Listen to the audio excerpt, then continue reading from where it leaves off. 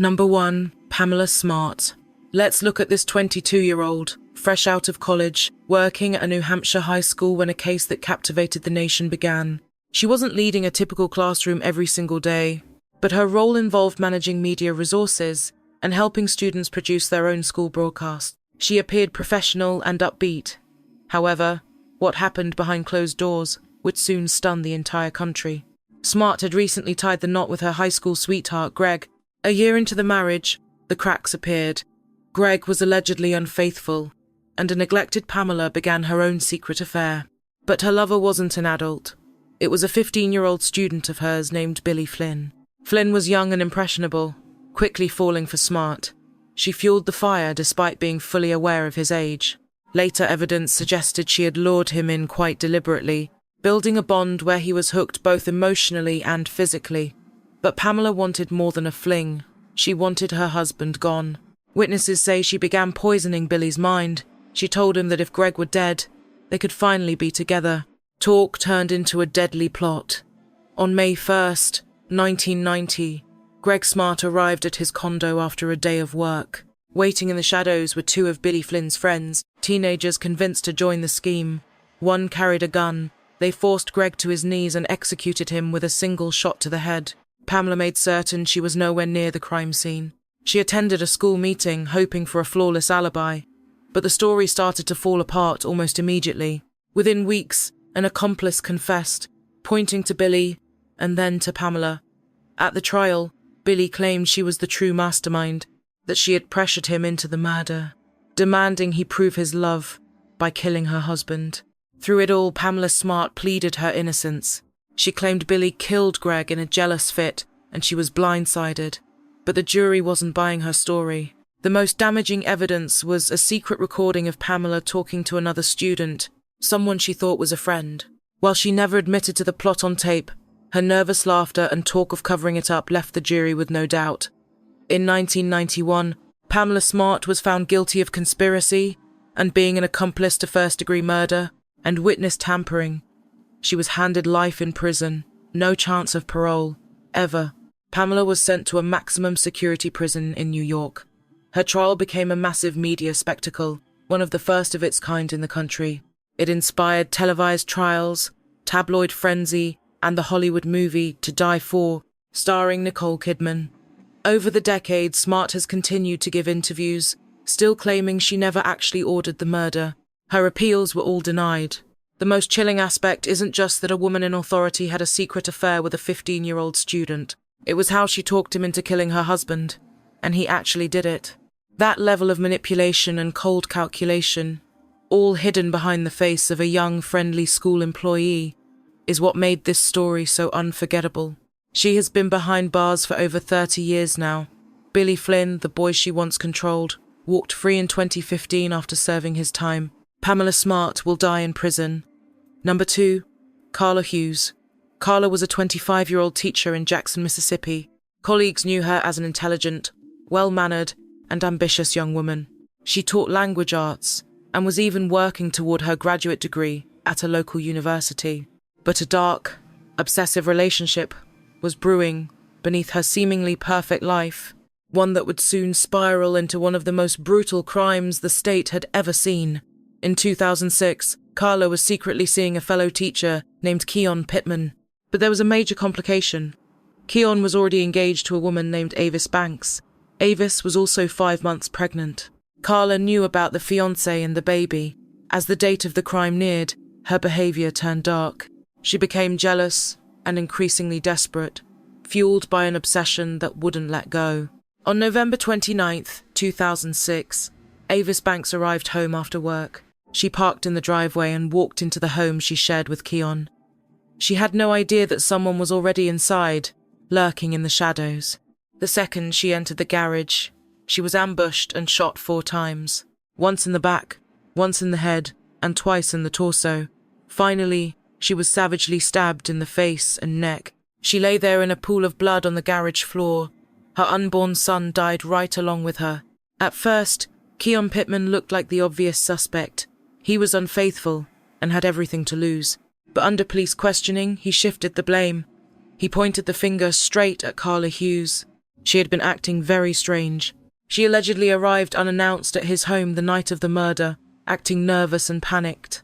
Most telling of all, she was missing a change of clothes and a gun. Detective learned Carla took her cousin's handgun without asking. It was the same caliber used in the killing. Later, they discovered she had asked an acquaintance to dispose of a blood-stained pair of shoes and a black jumpsuit. Despite all this circumstantial evidence, the murder weapon itself was never found. What prosecutors did have was a clear motive. They painted a picture of a woman obsessed with Keon Pittman, viewing his pregnant fiancé as a major obstacle. They believed she removed that obstacle with cold, ruthless precision. Throughout the trial, Carla stayed completely emotionless. Her lawyers argued there was no DNA or fingerprints tying her to the scene. However, the timeline, her behavior, and the motive created a reality the jury simply could not ignore.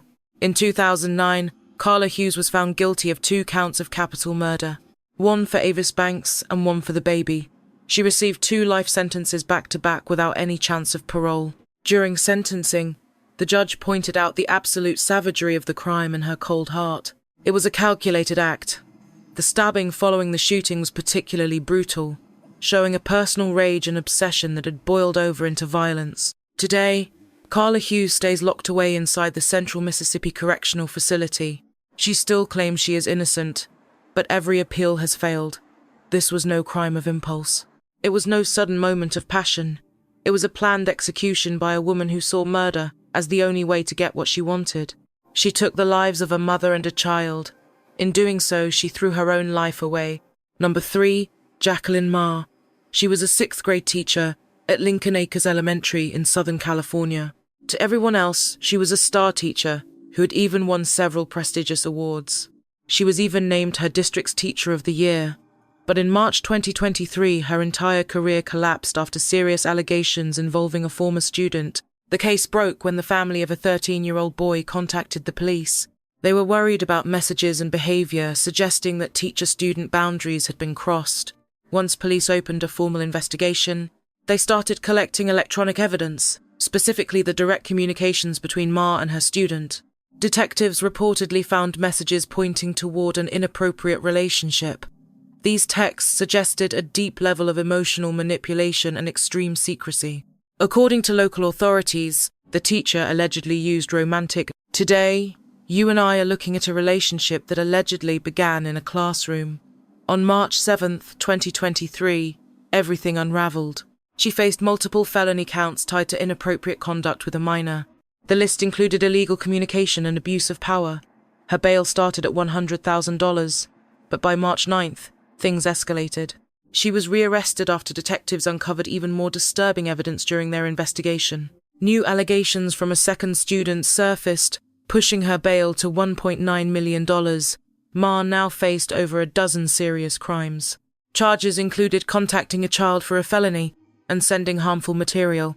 The situation was getting much worse for her. Prosecutors argued that Ma was calculating, doing everything she could to hide their secret digital conversations. She used school portals and messaging apps to keep the contact going after the bell rang. The case grabbed headlines across the country due to her high status and the young age of her victims. Ma first pleaded not guilty, but the pile of digital records and witness statements made her defense nearly impossible. Eventually, she took a plea deal. In early 2024, she admitted to the felonies and was sentenced to 30 years to life. This sentence means she won't even be eligible for parole for 30 years. Her career and freedom are gone. She is currently serving her time in a California state prison. This tragedy forced schools to rethink how they train and monitor their staff.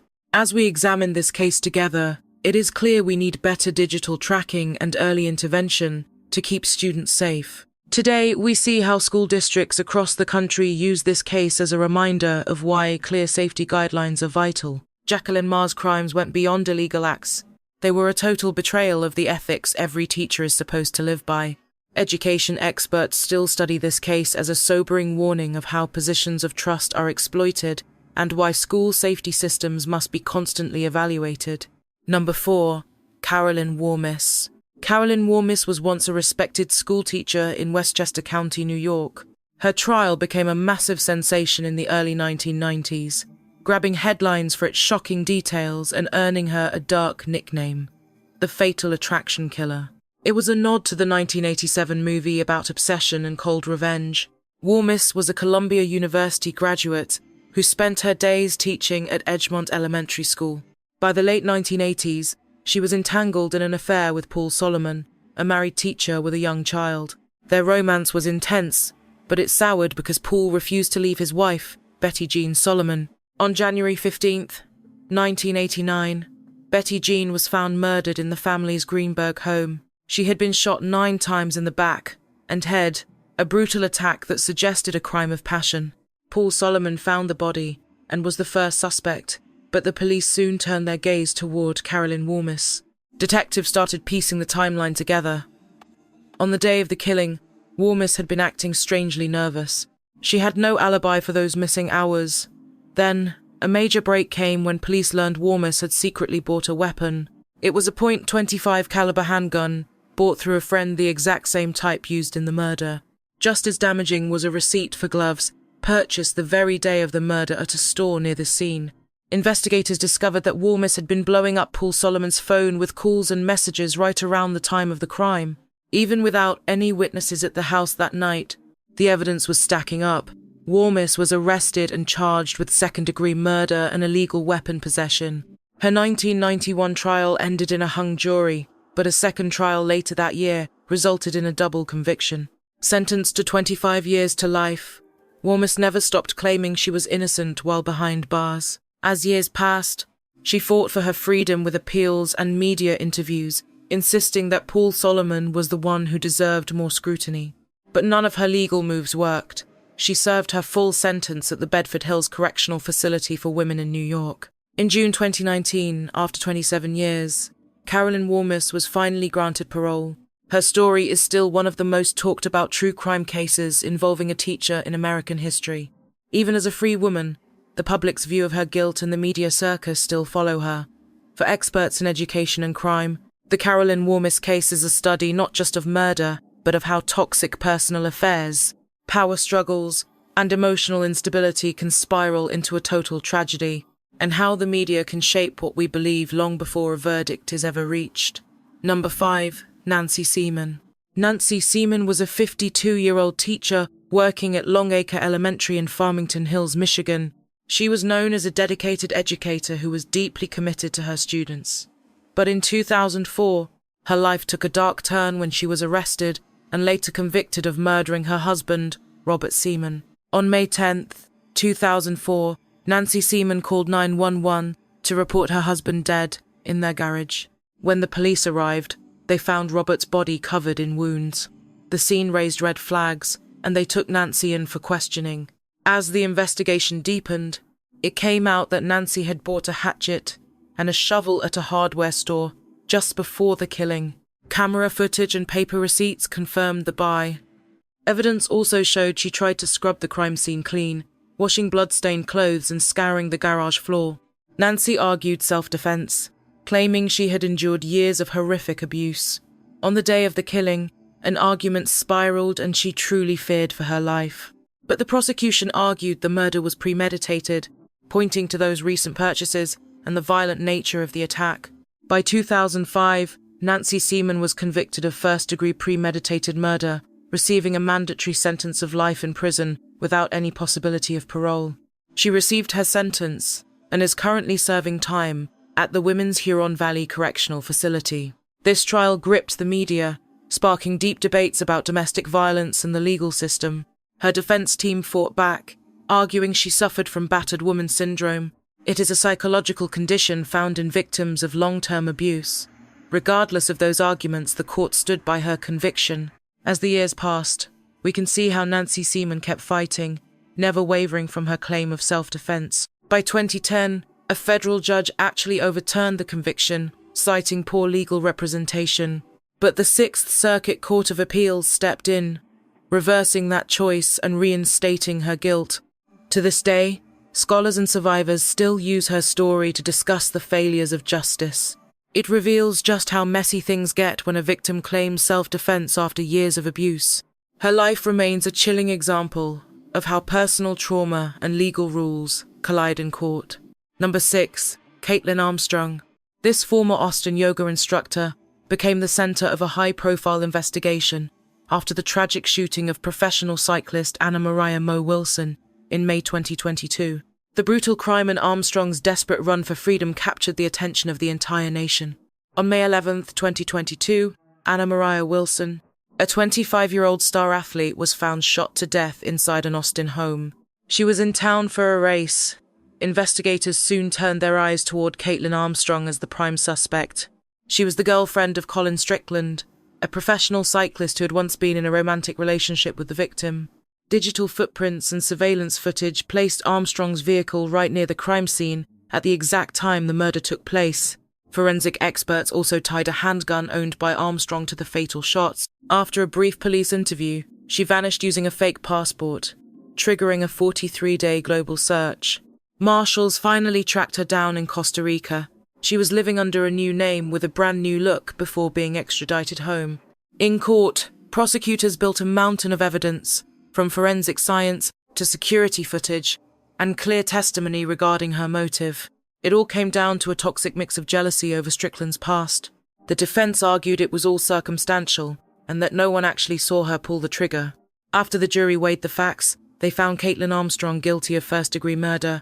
In November 2023, she was handed 90 years in prison, ending a case that proved no one can outrun justice forever.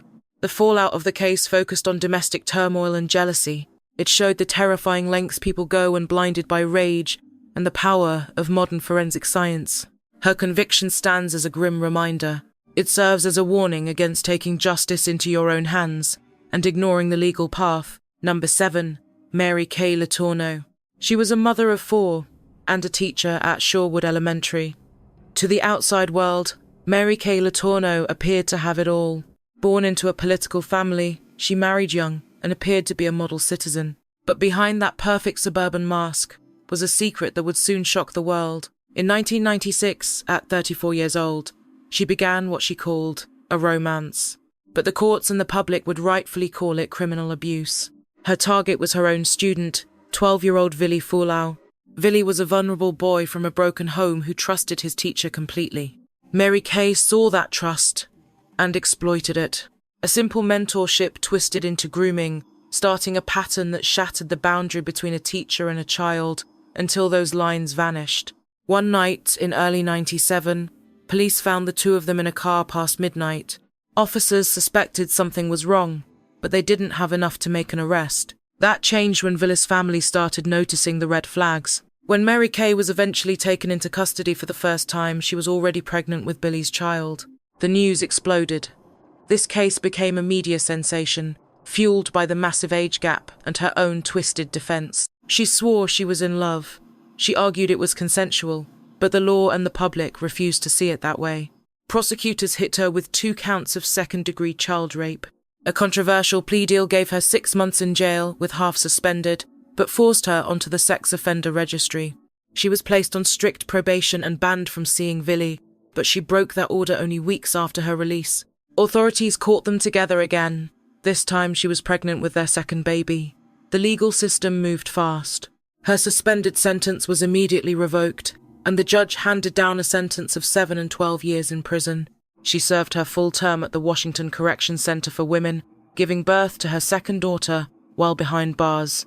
This scandal was everywhere, fueling countless books, documentaries, and endless tabloid headlines for years. It was more than just the crime. It was her total lack of remorse, and the way she insisted she was the victim. What happens when an abuser insists that it is actually love? Upon her release in 2004, many expected her to simply fade into the background. Instead, she stunned the public by reuniting with a now adult Willy. They actually applied for a marriage license and wed in 2005. The two stayed together for years, raising their 2 daughters and even doing high-profile interviews, trying to convince the world they were just a misunderstood love story. But facts are facts. This wasn't romance, it was a felony. Eventually, the cracks in their life began to show. By 2017, Willy filed for separation. He later admitted the relationship had absolutely destroyed his mental health and sense of self. He spoke openly about his battles with depression and addiction during their time together. He linked those struggles directly to the trauma that began when he was a child. Mary Kay died in 2020. She was 58 years old. Ultimately, her legacy wasn't her career, but the line she crossed and the wreckage she left in her wake. Her story is frequently sensationalized, but we should never romanticize it. At its heart, this is a story about a massive betrayal of trust, a direct violation of childhood innocence, and a failure of a teacher's duty to protect their students. Now, let's look at another shocking case. Amy Bishop. On paper, she was brilliant. A Harvard-educated scientist, a professor of biology, a published researcher, and a mother of 4. She spent years building a life in academia, chasing tenure, and shaping minds while conducting her research. But on February 12, 2010, inside a quiet room at the University of Alabama, her life took a violent and permanent turn. It began as a typical faculty meeting. 12 biology professors were gathered in a small, windowless conference room on the 3rd floor of the Shelby Center. They were discussing the usual business, course loads, department issues, and the research budget for the upcoming semester. Amy Bishop sat there with them, noticeably quiet and tense. Just weeks prior, she had learned her application for tenure was officially denied. It was a crushing blow to her career. In academia, tenure is everything. It means respect and job security. For Amy, it was her entire identity. She felt she deserved it and believed her colleagues were out to get her. At approximately 4 p.m. during that meeting, Amy stood up, pulled out a 9mm handgun, and started firing. Her first shot killed the department chair instantly. She then aimed at Dr. Maria Davis and Dr. Adriel Johnson, 2 highly respected senior professors sitting nearby. Within moments, 3 people were dead. But her rampage was far from over.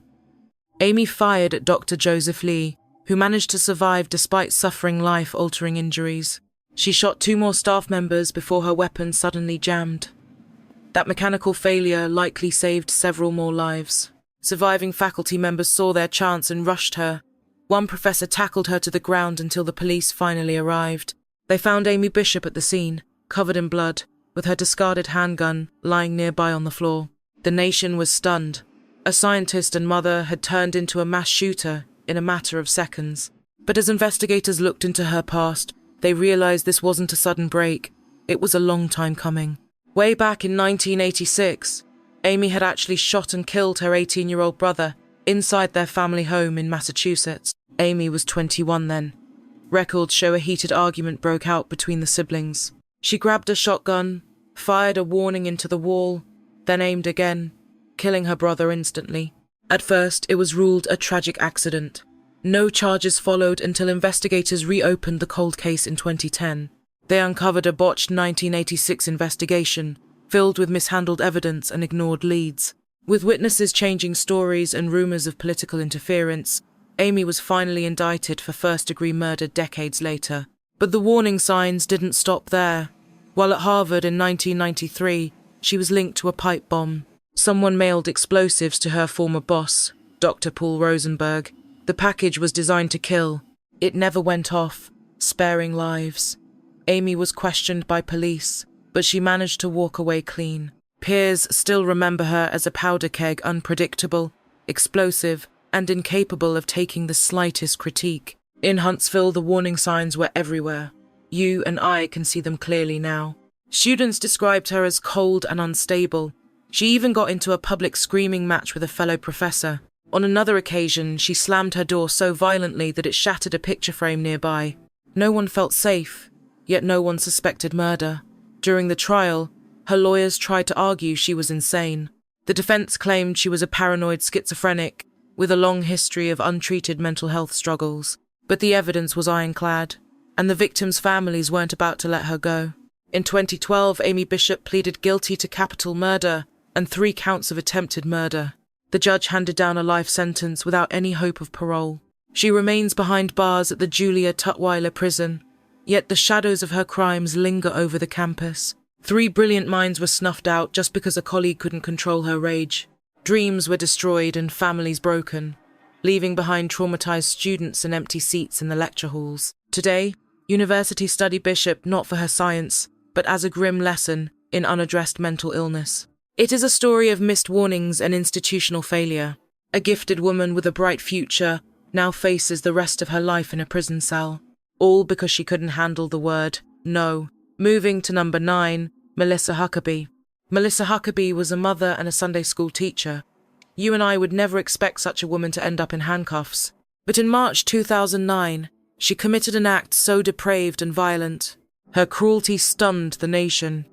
It all began in the peaceful town of Tracy, California. Orchard Estates was a modest mobile home park where families knew one another, where kids rode scooters, and where safety was never questioned. Melissa lived there with her young daughter and her grandfather, a respected pastor at the local church. Just a few doors down lived 8-year-old Sandra Cantu. Sandra was a ball of energy, loved by everyone. On March 27th, she came home from school and went out to play. Around 4 p.m., a security camera caught her skipping down the street, happy and carefree. It was the final time she was seen alive. When she missed dinner, her frantic family called the police. A massive manhunt began as volunteers swarmed the local fields and parks. Flyers went up everywhere, and her face led every newscast. The town was paralyzed with fear. Nobody could fathom how a child vanishes in broad daylight. Melissa Huckabee was right there, pretending to help the search. She wept for the cameras and told police her suitcase had been stolen, right when Sandra vanished. It was a strange detail that seemed unimportant at the time. She claimed to have found a haunting note on the ground that described the location of the body. She handed it to police, acting like a concerned neighbor. The move was bizarre, but it kept the suspicion off her for a while. 10 days later, a farm worker spotted a suitcase floating in a nearby irrigation pond. Inside lay the body of little Sandra Cantu. She had been assaulted and strangled. Her tiny frame was stuffed inside with scraps of cloth and torn clothing. That suitcase matched the description of the one Melissa Huckabee claimed was stolen. At first, the town simply couldn't believe it. Melissa, the pious Bible teacher, was a monster, and the evidence was just beginning to surface. Camera footage from the day Sandra vanished caught Melissa's car leaving the trailer park and returning 2 hours later, the exact window when police believed the girl was killed. Witnesses also spotted her entering the church alone, carrying something large that looked like a heavy suitcase. Detectives searched Clover Road Baptist Church, the same building where Melissa worked with local children. Inside a utility room, they found blood evidence and a kitchen rolling pin with a bent handle. They also found a missing window blind cord, a cord that matched the marks discovered on Sandra's neck. It was clear now. Sandra hadn't been grabbed by a stranger. She was lured and murdered by someone she loved and trusted. On April 10th, 2009, Melissa Huckabee was arrested for kidnapping and murder. The community was left in a state of absolute shock. Neighbors gathered for vigils. The grief was heavy, but the confusion was even deeper. Why would a mother do something so monstrous? To this day, the motive is a mystery, though some suggest a psychological break. Others pointed to the red flags and instability in Melissa's past. She had a bipolar diagnosis and emotional issues. Yet nothing suggested she was capable of such violence. Faced with a mountain of evidence, Melissa eventually took a plea deal. In June 2010, she pleaded guilty to murder. By confessing, she avoided the death penalty and the most serious assault charges. The judge sentenced her to life in prison without parole. At her sentencing, she addressed the family directly through tears and a trembling voice. She admitted she still didn't understand her own actions, saying, "This is a question I will struggle with for the rest of my life." But for the family, no words could ever bring back their peace. Melissa now lives at the Central California Women's Facility in Chowchilla, a prison known for housing the state's most dangerous female inmates.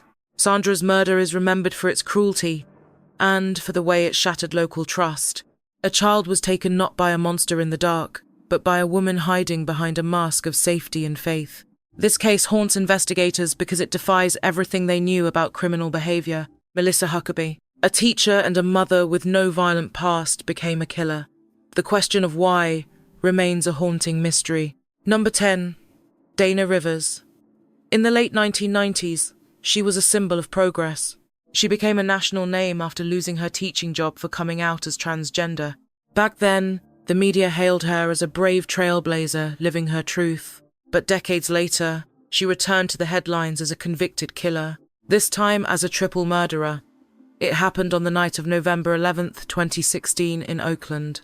A quiet home shared by Patricia Wright, Charlotte Reed, and their son.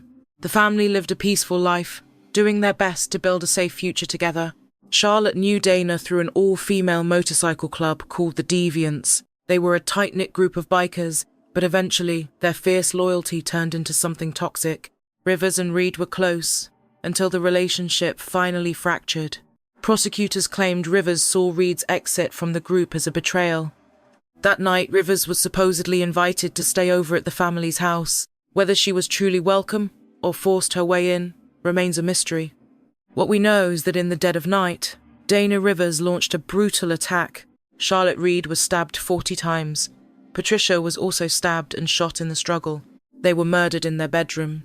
When Benny heard the screams and ran to help, Rivers turned the gun on him, killing the teenager as he fled. She dragged the bodies to the garage and tried to set the house on fire. It was a desperate attempt to destroy evidence and cover her tracks. The fire never took. Neighbors heard gunshots and immediately called for help. When the cops arrived, they found Benny's body and saw Dana Rivers leaving the garage, covered in blood and gasoline. She carried a knife, ammo, and brass knuckles. No running, no excuses were offered to anyone. Officers arrested her right there. The neighbors were absolutely stunned. Dana Rivers, the former teacher and activist celebrated for fighting injustice, was now facing 3 counts of first-degree murder. The case dragged on for years, slowed by mental health checks, legal motions, and the COVID-19 pandemic. Finally, in late 2022, Rivers headed to trial. Prosecutors painted a chilling picture, a calculated execution of a family fueled by rage and warped revenge. They described her actions as methodical and remorseless, a targeted execution. Meanwhile, the defense raised questions about her mental health. They suggested that Rivers might have been suffering a break from reality, but the court disagreed. In November 2022, Dana Rivers was convicted on every charge. In January 2023, a judge ruled she was legally sane during the attacks. Later that month, she received life in prison without parole. The veteran judge stated it was the most depraved crime he had ever seen in his courtroom. 3 people died in cold blood. A teenager was gunned down in his very own home. A family destroyed by someone they knew, not a stranger. Rivers now serves her time at Central California Women's Facility in Chowilla, a maximum security prison for the state's most serious and violent female offenders. This case is deeply unsettling. It reminds us that violence doesn't always hide in the dark shadows. Sometimes, it walks through the front door wearing a very familiar face. It challenges what we assume about redemption and identity. It serves as a warning. No reputation makes someone immune to accountability for their actions. Dana Rivers was once a respected teacher, a role model, and a symbol. Today, she is inmate WF4723, serving life for a brutal California triple homicide. Number 11, Amy Hebert. She was a 39-year-old mother and teacher's aide, known in her town for being quiet and fiercely protective of her kids. She lived in Matthews, a tight-knit town where families shared church Sundays and neighbors looked out for one another. To most people, Amy seemed like she was holding her life together. But behind closed doors and inside her mind, everything was falling apart. She had recently survived a bitter divorce from Chad Hebert, a breakup that totally devastated her. She had been married for over 10 years. Her whole life was that marriage, and then it vanished. What made it worse was that Chad had moved on. He started a new relationship with someone else, which Amy simply could not accept.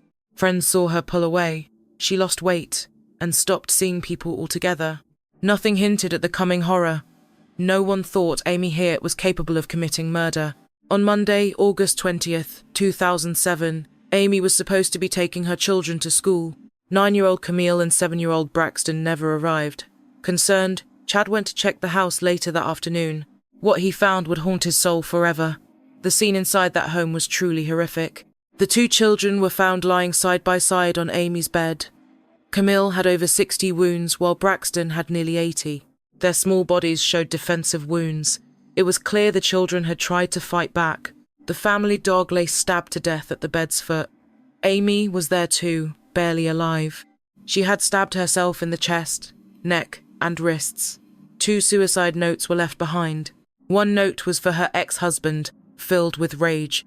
The other to her former mother-in-law was just as bitter.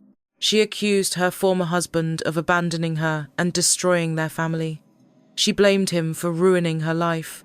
She described the killings as an act of revenge, claiming she was protecting them from a world without her presence. Rushed to the hospital and stabilized, she was later taken into custody. When detectives questioned her, Amy seemed calm and detached. She didn't deny her actions. In fact, she spoke as if they were inevitable, a decision she had made days in advance. She believed that she had absolutely nothing left to live for. If her children couldn't live with her, they shouldn't live at all. The whole town of Matthews was completely shattered, holding a candlelight vigil. Neighbors and students gathered in total disbelief.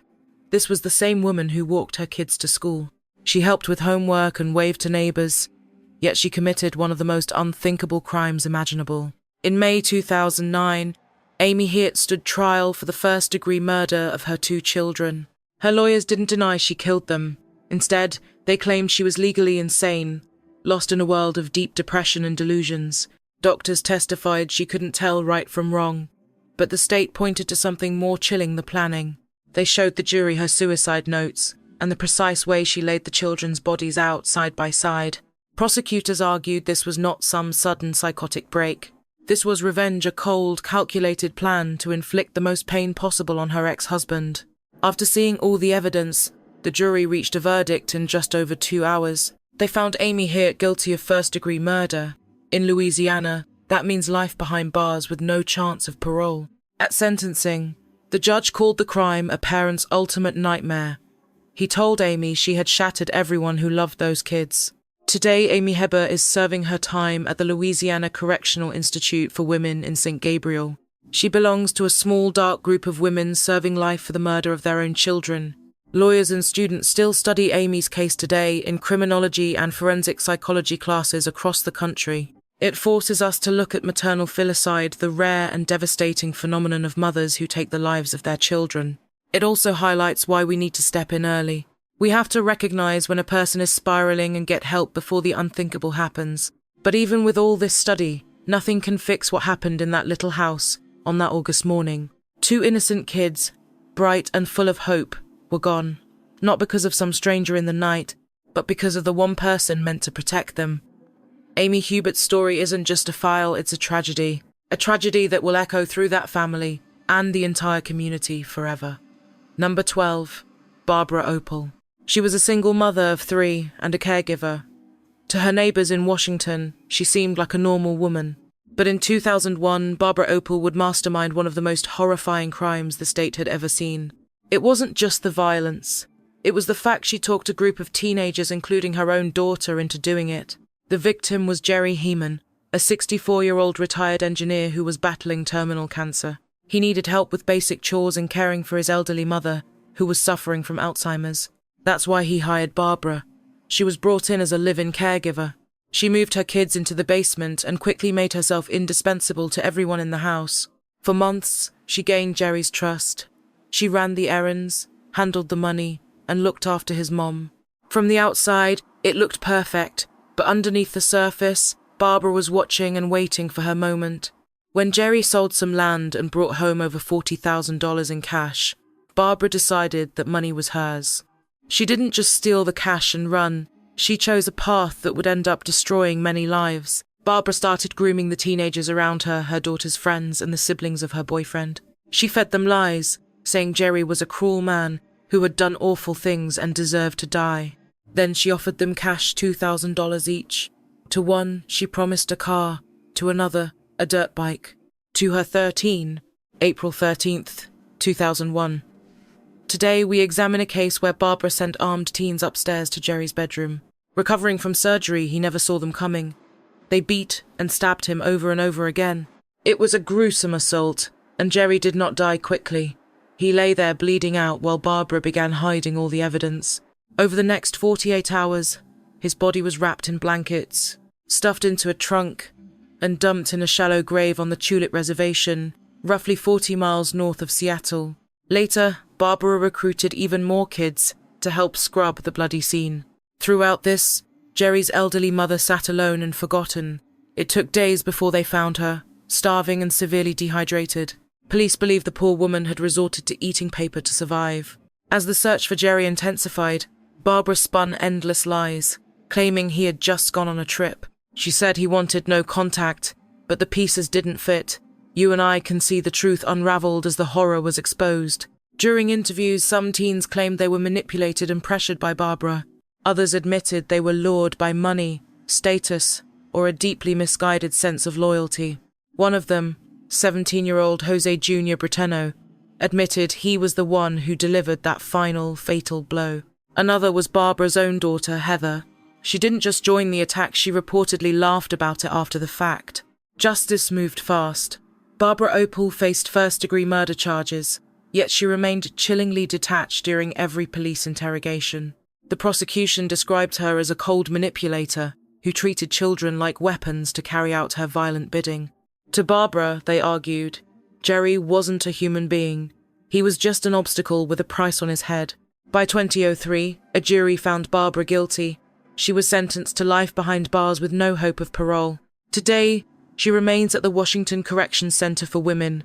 Her daughter Heather is currently serving 22 years for her crime. The other teenagers received varied sentences based on their involvement, spanning from 18 months all the way to 50 years. To this day, the Opel case is a dark textbook example of how adults can psychologically manipulate minors into crime. She wasn't just a killer herself. She groomed her own flesh and blood to become a cold-blooded murderer. By weaponizing youth, she took vulnerable kids and pushed them toward the most horrific act a person can commit.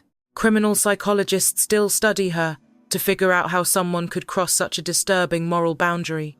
It is one thing to kill, but another entirely to convince children to do it for you. Her total lack of empathy and pure, calculated greed made her a terrifyingly rare offender. She didn't just end a victim's life, she destroyed the children she used as tools. The most haunting part? It all felt preventable. Barbara was already a known figure within the local legal system.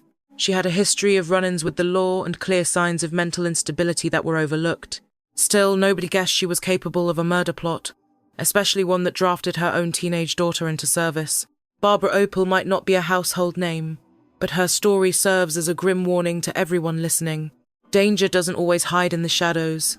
Sometimes it lives next door, or even inside our own family homes. They hide behind a caregiver's smile while plotting in the dark. Case number 13. Kathleen Dorset. Over in Ocean Township, New Jersey, Kathleen Dorset was considered a pillar of her quiet local community. She was a former kindergarten teacher and the daughter of respected locals. Her parents, Thomas and Leslie Dorset, had always appeared to lead stable lives. They were active in the church and kept a spotless home, projecting an image of traditional family unity to everyone. But that suburban perfection was just a mask. And during the summer of 2010, the world saw what lay beneath. That mask was torn away, exposing one of the most calculated murder plots in the recent history of New Jersey. Kathleen had been married to Seaman Moore, an outgoing guy who made his living as a service technician. They met in 2005 and had a daughter 3 years later. At first, things started well, but the marriage turned toxic very fast. Kathleen and Stephen were constantly at each other's throats, fighting about money, work, and their future. The biggest issue was Kathleen's controlling parents. By 2010, the divorce was final, but the real war was just beginning. This was a battle for their daughter. Kathleen was fiercely protective. Many would say her love had turned into an obsession. She won primary custody, but Stephen refused to be pushed out. He wanted to be a real father to his girl. He fought for joint custody and was actually winning more time with his daughter as the months went by. This progress infuriated Kathleen. It also sat very poorly with her father, Thomas Dorset. Stephen just wanted to be present. For the Dorsets, that was an unacceptable problem. On August 16, 2010, it ended. Stephen Moore pulled up to the Dorset house to drop his daughter off after their scheduled visit together. It should have been a routine handoff, but Stephen Moore was never going to walk out of that yard alive. Records show Kathleen lured Stephen into the backyard. She told him he needed to help her grab some of the child's things. The moment he stepped outside, Thomas Dorset was waiting in the shadows. He smashed Stephen in the head with a heavy metal object, sending the younger man crashing to the grass. While Kathleen stood by, her father tightened a rope around Stephen's neck and choked the life out of him. It was no accident. This wasn't a crime of passion. It was cold and planned. They stuffed Stephen's body into the trunk of a borrowed car. They drove 20 minutes to Long Branch and left the vehicle in a quiet spot where they hoped no one looked. Then they lit the car on fire to erase the evidence. 2 days later, police found the smoking, charred wreck. Deep inside the trunk, investigators discovered the scorched remains of Stephen Moore. Identification was impossible at first, but dental records soon confirmed the nightmare. It was Stephen, and he had been murdered. The man had been murdered. The investigation moved fast, pulling surveillance footage that placed Thomas Dorset near the crime scene. Phone records linked Kathleen to the body's disposal. As police dug deeper, you and I see things turn even darker. This cover-up was only the beginning. While awaiting trial, Kathleen and her mother Leslie were caught trying to hire a hitman to kill Stephen's mother Evelyn. Evelyn won custody after Stephen's death. This enraged Kathleen, who wanted Stephen gone and the child under her total control. She wanted total power. Jail recordings captured Kathleen and her mother, plotting exactly how they would eliminate Evelyn Moore. Leslie even offered $3,000 to an undercover officer who was posing as a professional hitman. Their plans were amateurish and desperate, yet deadly serious. In 2013, the case finally reached the courtroom. Let us look at the overwhelming evidence they faced together. Faced with recordings and confessions, all three members of the Dorset family eventually accepted plea deals. Kathleen pleaded guilty to murder and conspiracy.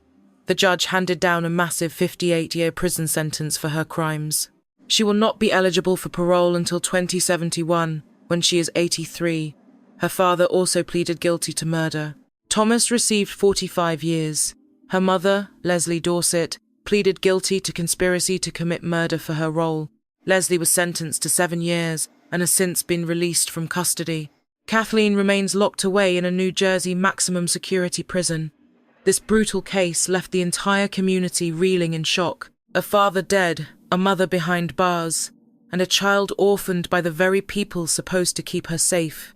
At its core, this was not a crime of passion or some sudden explosion of random violence. It was a cold, calculated decision to eliminate a man whose only crime was wanting to be with his daughter. Kathleen Dorset's story stands as a chilling reminder that brutal crimes do not always happen in the shadows. They happen behind smiles and quiet family photos. This was far more than just a simple murder. It was an absolute betrayal of family, the law, and basic human decency. That young child will carry this weight for the rest of her life. Now, you and I have finally reached the end. If you stayed until the end, make sure to subscribe and hit that notification bell right now.